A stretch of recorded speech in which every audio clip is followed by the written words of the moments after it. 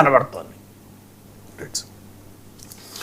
ఒక దారుణ విషాద ఘటన గురించి కూడా మనం మాట్లాడుకోవాలి సార్. మద్యం మత్తులో ఇద్దరు ఉన్మాదులు మెడికో ప్రియాంకను కారుతో గుద్దించి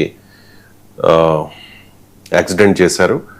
మృత్యువుతో పోరాడి 5 రోజులుగా మృత్యువుతో పోరాడి చనిపోయినట్టుగా వార్తలు వస్తూ ఉన్నాయి.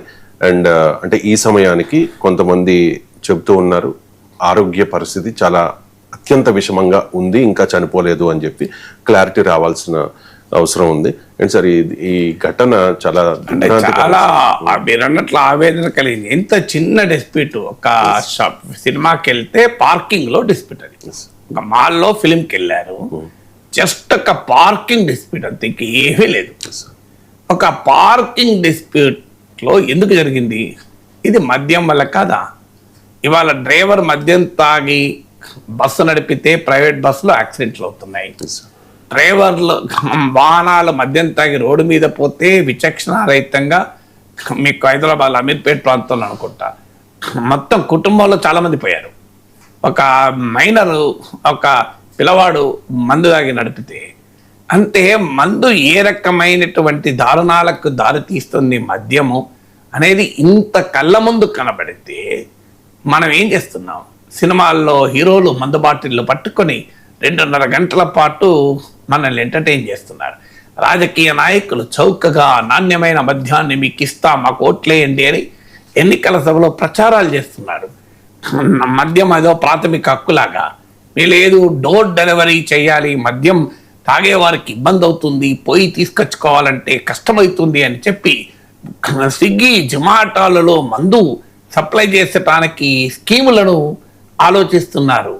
అసలు బీచుల్లో ఛాయలు తాగుతారా, టీ తాగుతారా? ఎవడన్నా మందే తాగుతాడు, ఎంత మజా వస్తుంది ఇట్లా మందు తాగుతూ బీచ్లో ఉంటే అంటూ బాధ్యత కలిగినటువంటి పదవుల్లో ఉన్నవారు అంటుంటే ఏం మాట్లాడాలి?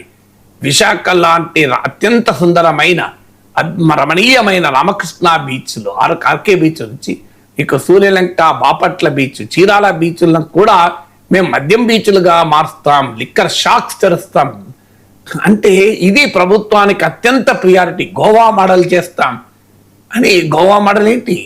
నేను ఎక్కడ ఇదేంటి తిరుపతి తరహాలో యాదగిరి పుణ్యక్షేత్రాన్ని అభివృద్ధి చేస్తామంటే ఆనందపడ్డాం. హైదరాబాద్ను తలదన్నే రాజధానిగా అమరావతి నిర్మిస్తామంటే సంతోషపడ్డాం. ఫిన్టెక్ వ్యాలీగా విశాఖపట్నాన్ని రూపొందిస్తామంటే ఆనందపడ్డాం. డలాస్ లాగా కరీంనగర్ను, లండన్ లాగా హైదరాబాద్ను చేస్తామంటే ఆనందపడతాం.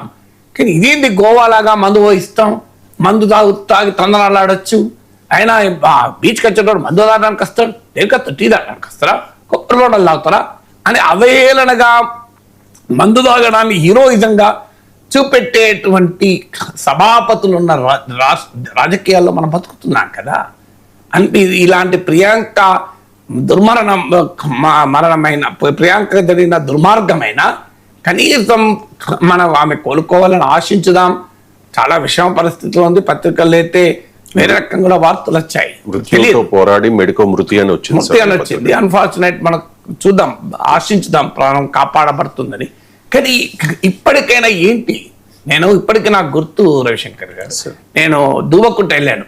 సారా వ్యతిరేక ఉద్యమం జరిగినప్పుడు దూబకుంట వెళ్ళాను. నేను దూబకుంట వెళ్ళి ఆ చుట్టుపక్కల ఊర్లన్నింటిలో రిపోర్టింగ్ చేశాను. అప్పుడు టైమ్స్ ఆఫ్ ఇండియా పత్రికకు, ది ఇండిపెండెంట్కు నేను ఆంధ్రప్రదేశ్లో స్పెషల్ కరెస్పాండెంట్, అసిస్టెంట్ ప్రొఫెసర్గా ఉంటూ కూడా.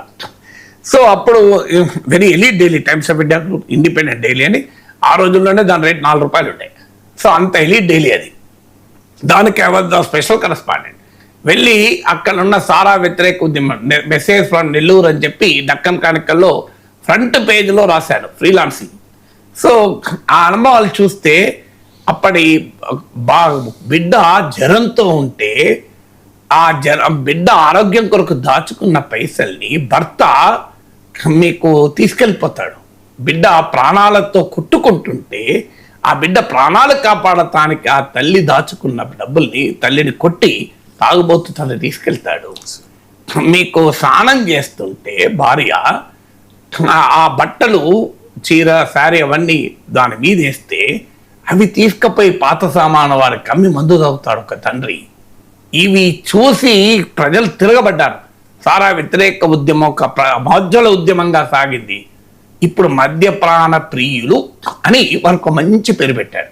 తాగుబోతుంటే వారు బాధపడతారు, వారి ఆత్మగౌరవం దెబ్బతింటది, వారిని మనం రెస్పెక్ట్ చేయాలి. Because they are contributing to our ఖజానా.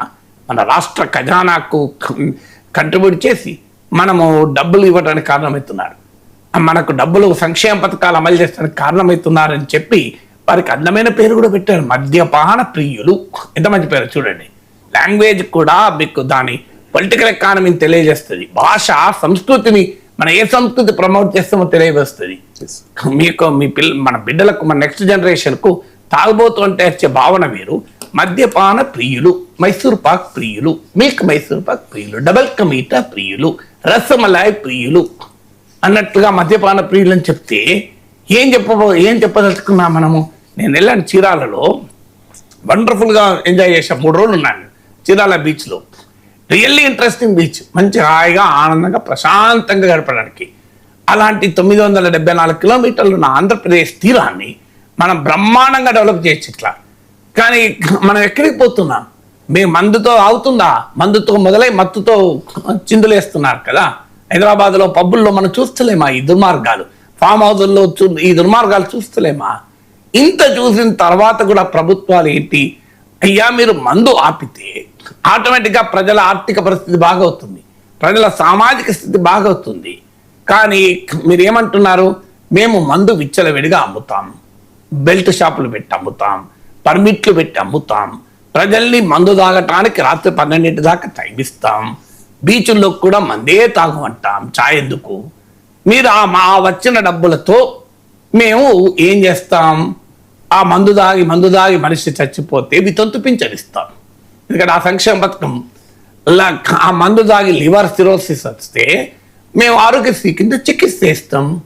చూడండి ప్రభుత్వ లాజిక్. మందు తాగి ఆరోగ్యం చెడగొడితే లివర్ సిరోసిస్కు మేము చికిత్స చేస్తాం, ఆరోగ్యశ్రీ పథకాన్ని అమలు చేసి.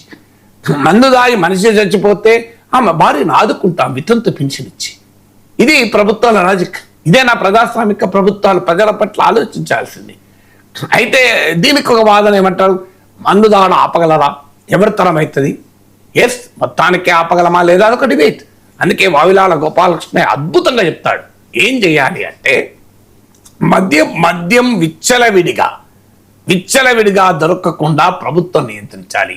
బడి ముందు, గుడి ముందు, రహదారికి పక్కనే మద్యం దొరకకుండా, ఇండ్ల మధ్య, కాలనీల మధ్య మద్యం దొరకకుండా ప్రభుత్వము నియంత్రించాలి. దొంగ మద్యము, కల్తీ మద్యము రాకుండా ప్రభుత్వము, పౌర సమాజము నియంత్రించాలి. మద్యానికి దూరం అయ్యేలా ప్రజల్లో చైతన్యం కలిగించాలి పౌర సమాజం అని చెప్తారు. ఈ 3 పనులు చేయాలి. ఈ 3 పనులు చేయడం వల్ల మనం మద్యపానాన్ని నియంత్రించగలం. కానీ ఏమంటారు? ఒకప్పుడు మద్యపానాన్ని నిషేధం కొరకు గొంతెత్తిన మీడియా ఇవాళ మౌనమైపోయింది.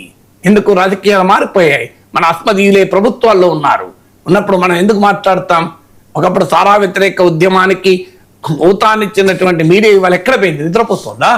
ఎందుకంటే మన అస్మదీయులే పాలిస్తున్నారు కదా. సో మన అస్మదీయులు లేనప్పుడు మనం సారా వ్యతిరేక ఉద్యమం నడిపాం. ఇప్పుడు మన వాళ్ళే సారాను మొత్తం మద్యాన్ని ప్రోత్సహిస్తుంటే మనం ఏ ఉద్యమం నడుపుతున్నాము?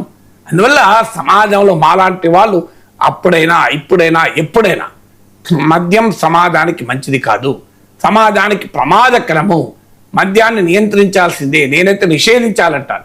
సో మద్యాన్ని నిషేధించాల్సిందే అంటాను. పోనీ మీరు నిషేధించలేకపోతే నియంత్రించాలి అంటాను. ఎందుకంటే మద్యంతో ఇవాళ ఆడవాళ్ళ పైన దాడులు, మీకు గృహహింసకు ఒక ప్రధానమైన కారణం మద్యం. చిన్నపిల్లల జీవితాలు నాశనం అయ్యడానికి మద్యం. నేను ఇవాళ అడ్డగుట్ట గవర్నమెంట్ స్కూల్కి వెళ్తే ఆ బిడ్డలు తమ కుటుంబాల శిథిల గాథల్ని చెప్తుంటే కళ్ళకి నీళ్ళు వచ్చింది. ఎందుకు జరుగుతుంది ఇదంతా?